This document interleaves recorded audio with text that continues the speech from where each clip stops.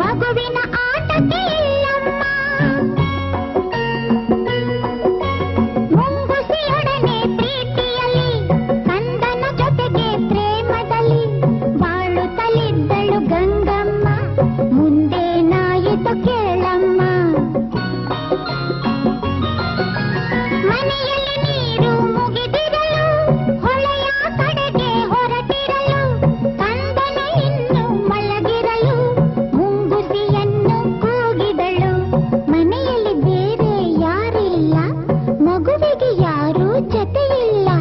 ತೊಟ್ಟಿಲ ಬಳಿಯೇ ಕಾವಲಿರು, ಹೊರಗಡೆ ಎಲ್ಲೂ ಹೋಗದಿರು. ಗಂಗೆಯು ಹೊಳೆಗೆ ಹೊರಟಾಗ ಬೇಲಿಯಲ್ಲಿದ್ದ ಕರಿನಾಗ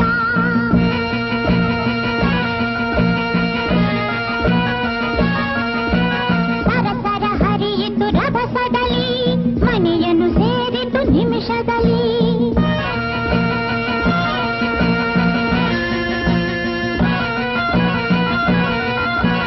ಮುಂಗಿಸಿ ನೋಡಿತು ಹಾವನ್ನು, ತೊಟ್ಟಿಲ ಬಳಿಗೆ ಬರುವುದನ್ನು.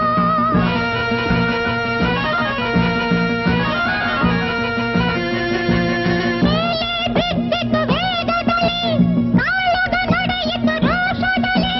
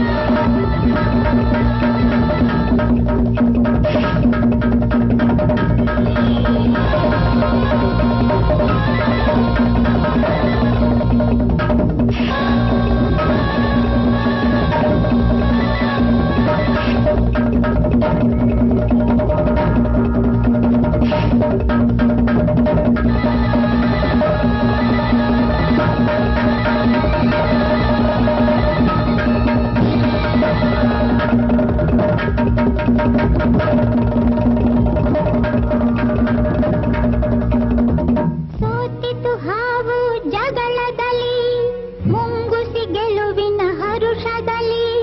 ಹಾವಿನ ಪ್ರಾಣವ ಹೀರಿತ್ತು, ಬಾಯಲ್ಲಿ ರಕ್ತವು ಚಿನ್ನುಗಿತ್ತು.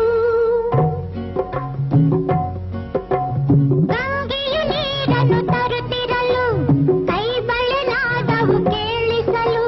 ಮುಂಗುಸಿ ಬಾಗಿಲ ಬಳಿ ಬರಲು, ಬಾಯಲ್ಲಿ ರಕ್ತದ ಕಲೆ ಇರಲು. ಬೆಚ್ಚುತ್ತ ಗಂಗೆಯು ನೋಡಿದಳು, ಮಗುವನ್ನು ಕೊಂದಿದೆ ಇದು ಎಂದು. ಮುಂಗುಸಿಯನ್ನು ಚಚ್ಚಿದಳು, ಅಳುತ್ತಾ ಒಳಗೆ ಓಡಿದಳು.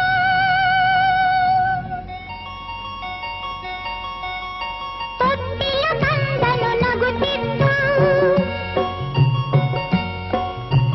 ನೆಲದಲ್ಲಿ ಹಾವು ಸತ್ತಿತ್ತು.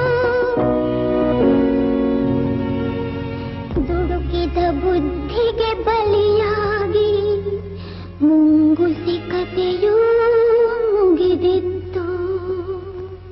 ಕೇಳಿದ್ದು ಸುಳ್ಳಾಗಬಹುದು, ನೋಡಿದ್ದು ಸುಳ್ಳಾಗಬಹುದು. It was really a very magic and marvelous show by K.